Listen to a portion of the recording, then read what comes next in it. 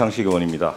우리 차장님이야 경찰관들 너무 수고 많으십니다. 12월 3일부터 지금까지 쉬지도 못하고 경무에 시달리고 있다 이렇게 생각하고 응원합니다. 지난 주말에 이제 충격적인 폭동 사태가 발생했다. 대한민국의 법원이 이렇게 침탈당한 것은 처음이다. 내외가 다 세상이 다 놀라고 있습니다. 저는 이제 법집행기관 출신이지만 엄벌이 반드시 능사는 아니라는 생각을 가지고 있는데요.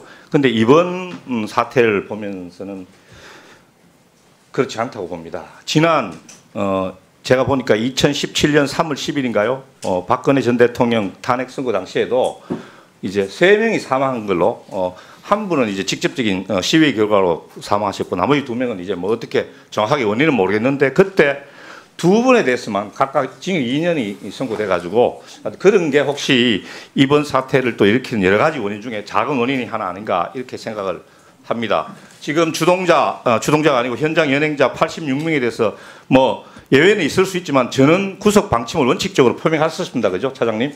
예. 엄정 조치하시기 바랍니다. 근데 저는 이번 사태가 그냥 발생한 것이 아니라 배후에서 선동하고 부추긴 사람이 있었다 이렇게 생각을 하고 물론 그 가장 큰 원흉은 이제 윤석열 내란 수계지만은 저는 정광훈 이야기 한번 해보겠습니다.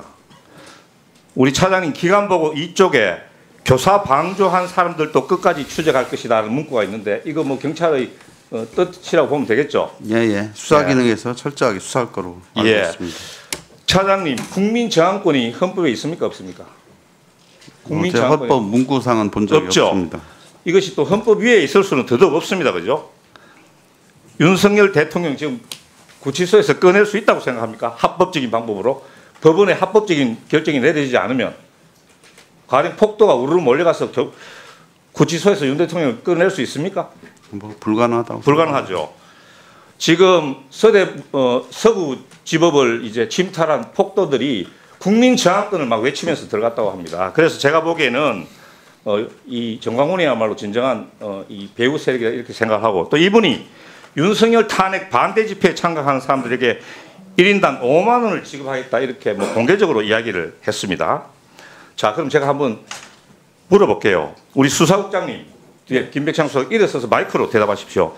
1월 14일 MBC 보도에 따르면 서울경찰청 공공범죄수사대에서 윤석열 대통령 탄핵을 촉구하는 단체 촛불행동 거기에 대해서 대대적인 압수수색을 실시했다 이런 보도가 나왔습니다.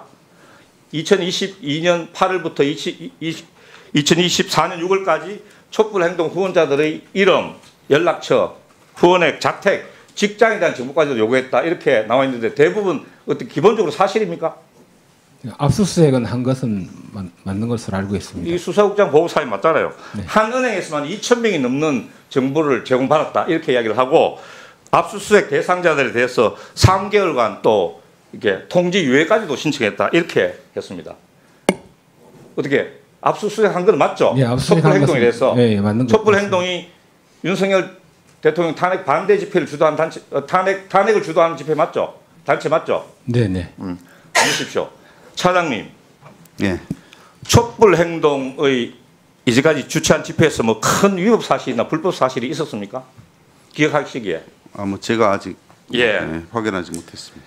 제가 알기로는 평화적인 집회를 진행했을 뿐이고요. 그런데 이 서울경찰청에서 촛불 행동에 대해서 압수수색한 죄명이 뭔지 혹시 아십니까? 잘 모르겠습니다. 수사국장 기부금품법 맞죠? 네, 맞습니다. 그게 내봤어요. 맞죠? 맞습니다. 자, 그러면 이런 생각이 어떻습니까? 차장님, 법원에 집단으로 폭력적인 방법으로 들어간 제목, 제가 알기에도 건조물 침입, 특수공무집행 방해, 치상, 뭐 경우에 따라서는 소요, 극단적으로 이야기하면 내란까지 갈 수 있다. 극단적으로 가면. 그러면 이것하고 기부금품법 중에서 어느 게 중요하다고 생각합니까? 저한테. 예, 차장님한테 그냥 물어보는 거예요.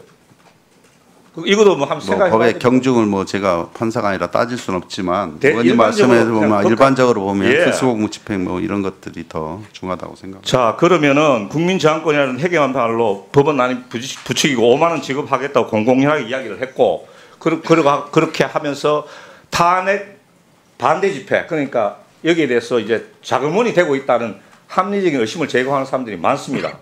그러면 윤석열 대통령 탄핵을 주장하는 촛불 행동의 경미한 기부금품법이라는 이 제목에 대해서 수천 명에 대해서 은행으로부터 압수수색을 받아가지고 정보를 받으면 그러면 정광훈에 대해서는 차장님 어떻게 하는 게 합당하다고 생각을 합니까? 훨씬 제목이 크고 그렇지 않습니까? 하여튼 그 문제는 수사기관에 잘 또 살펴보도록 수사기관이니까 하겠습니다. 우리 수사국장 일어서 보십시오.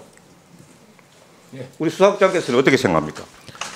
그 받는 문제는 이제 기부금법 위반이 되는데요. 주는 문제는 당장 어디가 해당되는 부분이 아니 그러니까 아니 그런데 상식적으로 그게 대칭 그게 현저한 불공정 아닙니까?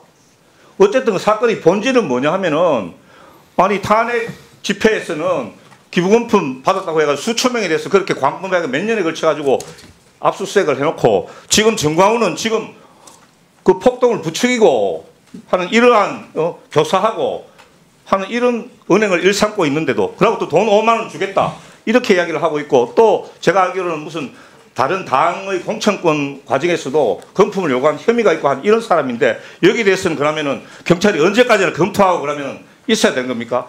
지금 수십 명의 경찰관이 다치고 한 이 배후에 정광훈이 있다는 게 지금 국민들이 보통 상식 아닙니까?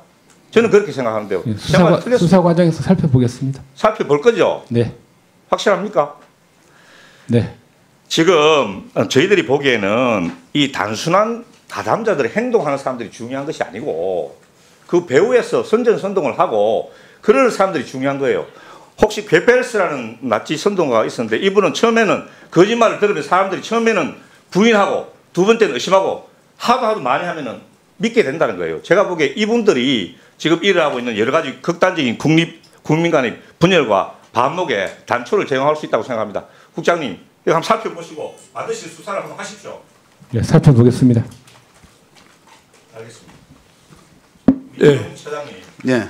지금 이제 계속 너무 이제 수사 기능에만 계속 이렇게 뭐 한번 어떻게 할 것이다라고 말씀하시는데 그 말에도 일리는 있습니다. 제 발언 때문에 그 법상 문제가 될 걸 제가 생각을 해서 네. 어떤 생각을 가지고 계신다는 말로 들릴 수도 있는데 아무튼 가셔가지고 대한민국의 경찰의 명예를 생각하는 그런 조치를 취하시기 바랍니다. 그리고 앞으로 이러한 사태가 반복되지 않기 위해서는 이번에 한번 제대로 엄정술 조치. 그런데 제 말은 네. 단순 가담자뿐만이 아니고 배후 세력까지 선전 선동 세력까지 이번에 한번 제대로 한번 엄정 조치해야 된다고 생각합니다. 알겠습니다. 예. 수고하셨습니다.